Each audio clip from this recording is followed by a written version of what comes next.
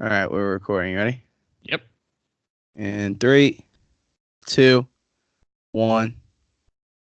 Michael, Devon. dude, another solid interview from your boys. Yeah, and I wonder if Dougie, since we've recorded this, has lost his Canadian card for calling out Tim Hortons. Ooh, oof, That's a hot take, man. That's like hot. a Long Island kid saying that they fucking hate pizza. I mean, no one would do something that stupid, so I wouldn't. But Well, I would say that's a comparable. Canadian card just rolls off the tongue too. It's pretty funny.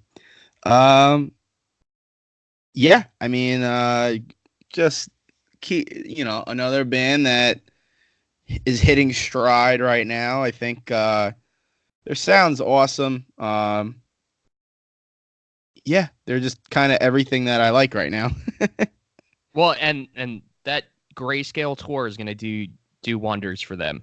I feel like that tour is gonna sell really well, and I feel like they're all those bands are gonna really get along well, and there's a few big hockey fans on that bill too. So Oh yeah, and I feel everyone that we talk to, I feel like would sound well together. At one point or another, will be touring, and everything's coming out for the fall now. So it's going to be the startup of and the beginning of hockey season. So great timing for all those bands to be together. yeah, they could start talking shit and then just continue it throughout the rest of the season. Yeah, yeah. And But I feel like Dougie's got the upper hand because I don't think Philly had the best offseason so far. So I don't think Philly got any better. yeah, I don't think Philly's really getting any better. Well, you know what? They picked up Vigneault, right? The Yeah. for the coach. So you saw what he did. You saw what he did with the Rangers, and um, they were okay. They were okay under him. I think they're going to be better, a little bit better, just from a coaching change perspective. Um, it just our whole division is just getting massively better, and that's what I think scaring everyone. Obviously the Rangers with Panarin, and they're clearing some room. They're in a bit of cap space problems, but they're getting there. They've made some good moves and changes. Um, but the fucking Devils, bro, I know. that one's And that one's and scary. I get Islander fans, saying, we got to trust Lou, we got to trust Barry. But at what point do you say like shit? Like this might be a regression this year. At Yeah, what point? dude. You know what? Listen, they're gonna fight really really hard. Okay, they're gonna do okay. Um, there were a couple people on last year's team that really didn't shine as hard as they could have. Eberle being one of them. I said it from the beginning. Jordan Eberle was not Jordan Eberle until the last 4 or 5 games of the season, and then the postseason, he was on fire. I think that was a big signing people forget about. Brock is good. Re-signing all those guys is big. I'm not as worried or concerned as everyone else is.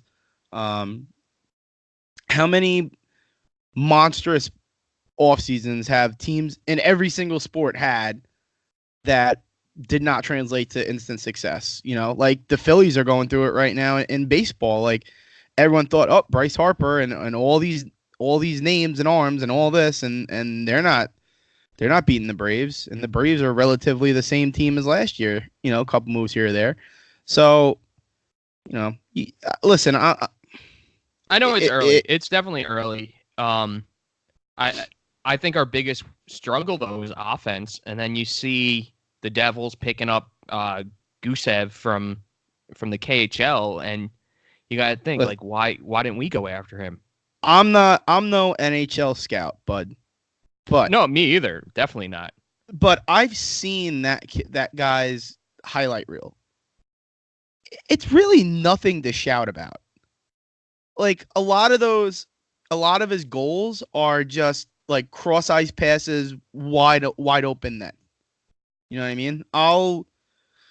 I'll bite my words. It's just one of those things where it's like any offensive player like rumored to be available suddenly becomes Wayne Gretzky in everyone's eyes. That's the annoying part. Like who the fuck is Nikita Gusev? Like fuck off. You know what I mean? Like that's not you don't just make moves to make moves. You know what I mean? Like, oh, we had a rough offensive season last year. Well, every offensive player is now, going to fit on on the squad. Like I don't think that way. I don't think Lou definitely has come out and said he doesn't think that way. We don't make moves just to make moves.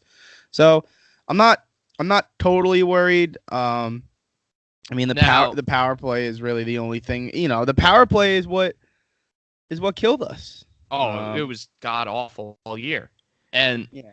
I hope that Barry is going to loosen the reins a little bit on his offensive players, because even though Barzal had a decent season, it wasn't the same Barzal we've seen. No. So No. and I think that also had an effect then on Jordan Eberle and Beauvillier. Like, which Beauvillier are we gonna get this year? Yeah, you gotta see him step up. You For got real. to.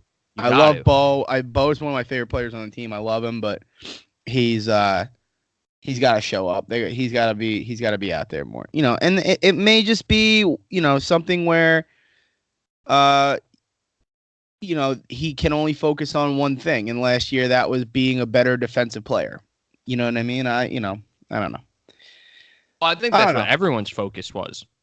I think Yeah. every single offensive player, their focus was defense first. And it showed. That's why we went from the worst defensive team to the best defensive team. Yeah. And people are also not like we have some names coming up right now. You know what I mean? Like there's people like um if Michael Dalcole can play the way he played at the end of the season, the postseason, like if he becomes an everyday in every game player, like that's a big upgrade to have that around. Um, I mean, who knows with Hosang? We keep people, nobody knows. I don't know what's gonna happen there, but there's possibility there. There's just a lot. There's a lot that can come. Dobson and what's his name? Wallstrom. And Wallstrom are like lighting it up everywhere they go. So, yeah. I mean, We'll see. This we'll is see. exciting, though, because it's August and literally every single team in the NHL is at the same place right now. Yeah. You look at the Devils and you're like, wow, they're really going after it. Still haven't got. I mean, to me, the Devils, Subban is a great addition and all that, and they got their pick and that, but I don't know, man. I still think they're gonna. I don't know. There must be something we don't know about Subban, though. Like, why was Nashville and why was Montreal so quick to get rid of him? Well, I said it to Corey, and he agreed. He's good. He starts to go missing for a minute. People notice it, and then suddenly he's back for a while. But I don't know. I think he's not always 1,000% fully focused on hockey. No, you know what I mean? He's a bigger personality than most in the NHL.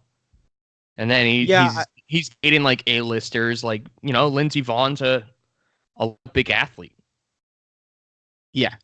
Yeah, and it's true. He's got a crazy social media, and I'm not shaming the guy. I just there's little things that tend to happen to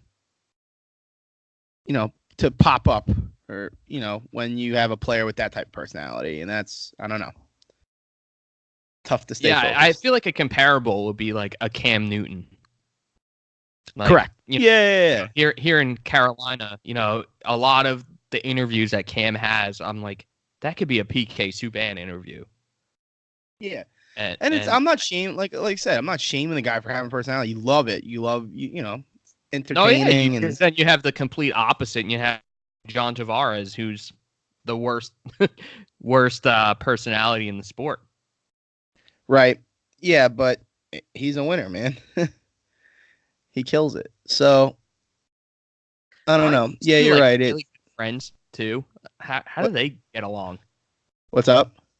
Isn't Subban and JT like really good friends off the ice? Or they used to Uh, be? I feel like I don't know. I definitely have heard that, and I just wonder how those two could even like have a conversation together. Well, one likes to hear himself talk, and the other one likes to listen. So I don't, JT's the woman in the situation,